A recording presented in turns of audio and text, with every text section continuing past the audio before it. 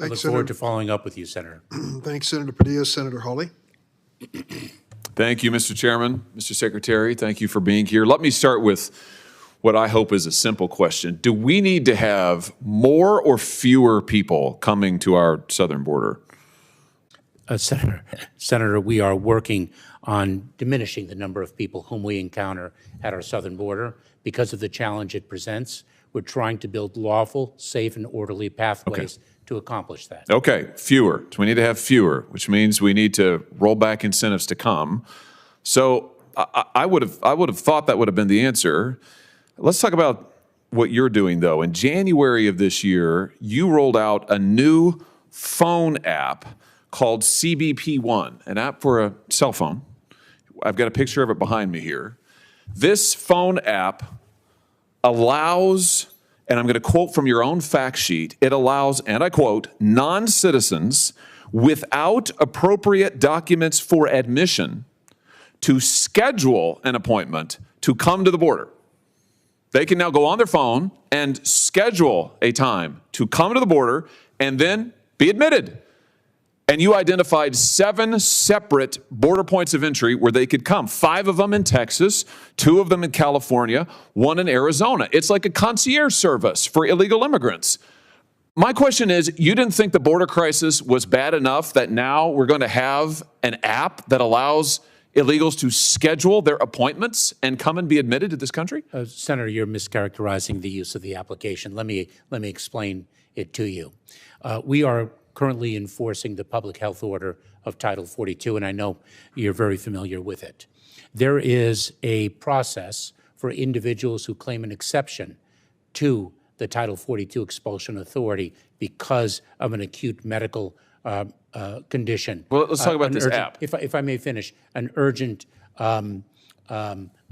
humanitarian reason. So instead of them coming in between the ports of entry to claim that urgent medical condition, that extraordinarily acute humanitarian cause, we allow a limited number to arrive at our ports of entry and seek the emergency relief that they need. Schedule, you allow them, let's be particular about what you do. And I should say that the CBP One app was not unveiled for the first time on January 5th of this year. Oh, no, but you changed it. You made it available on January 5th to the illegals themselves. You don't have to be a lawyer to use it. You don't have to be a member of a non-governmental organization. Anybody can download the app and use it on their phone. And for the first time, you allowed them to schedule appointments. Now, let's talk about what actually happens when they come to the border. It's interesting. You characterized this when you rolled it out as an application for applying for asylum.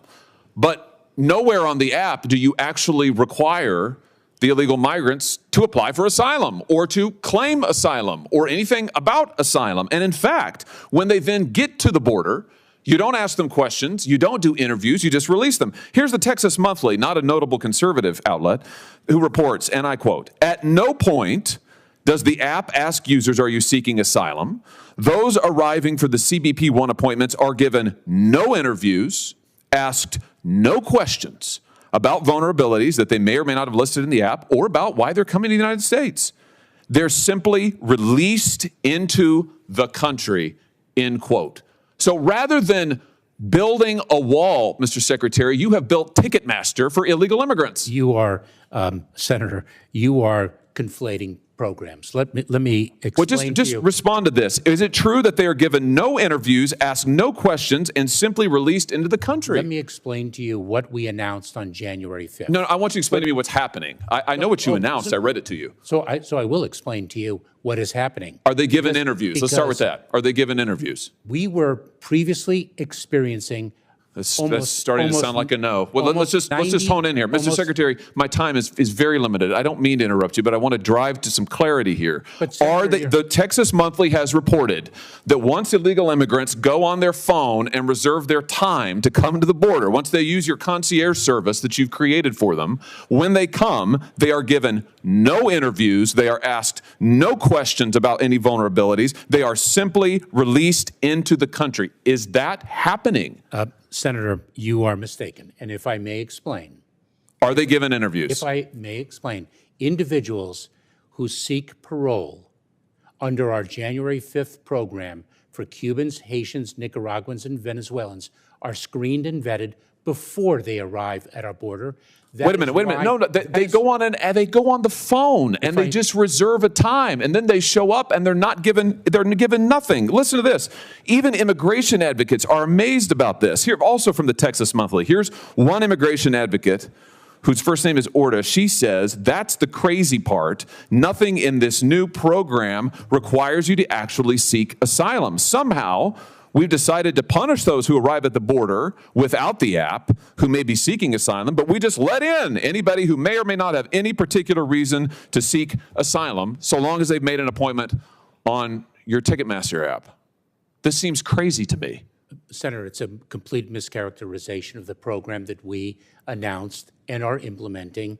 So how many people have used the app then? That you are referring to. So if I can explain. How many people have used the app? So we had a significant surge of Cubans. How many people have used the app? Nicaraguans and Venezuelans. Mr. Secretary, you're here to answer my questions. How many people have used the app?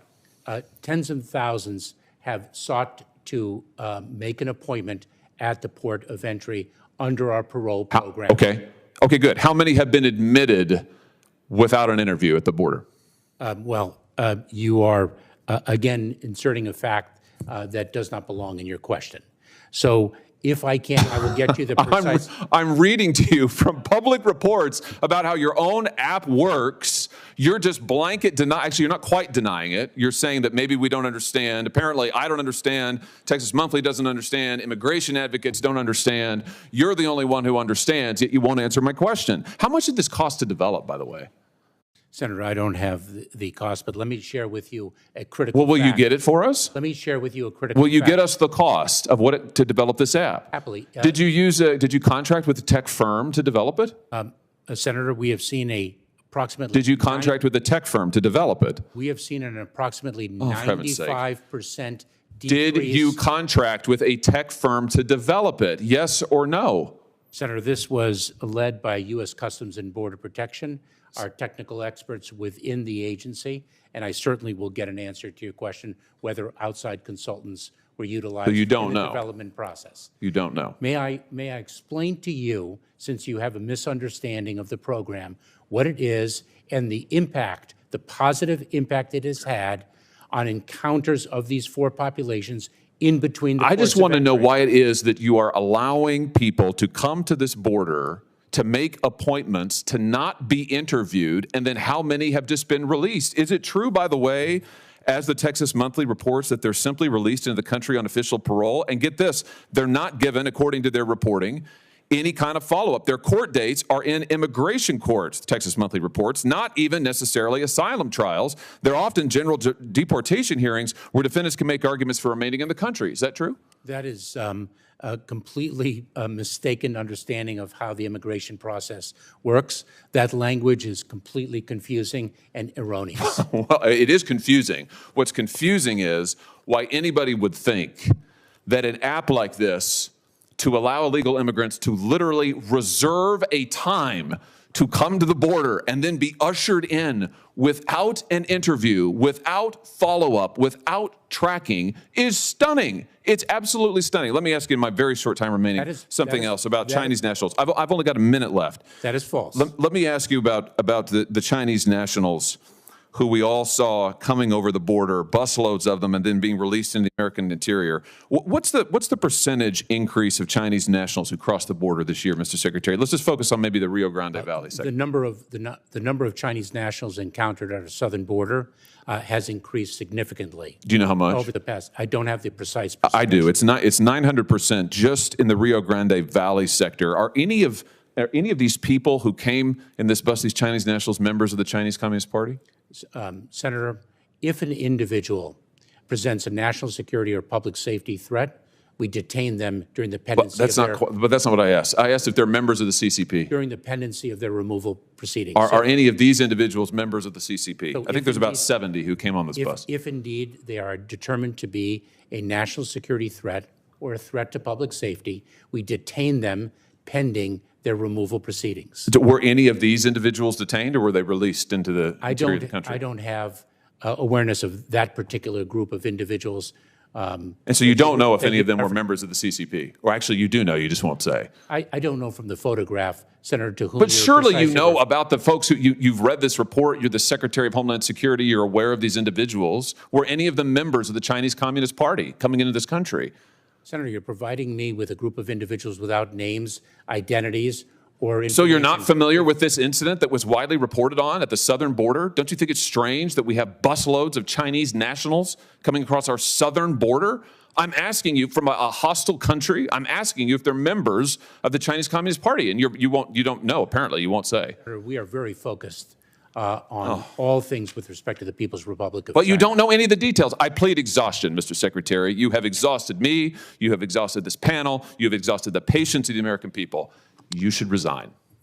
Senator Welch. Thank you very much. Welcome. Just a couple of things. First of all,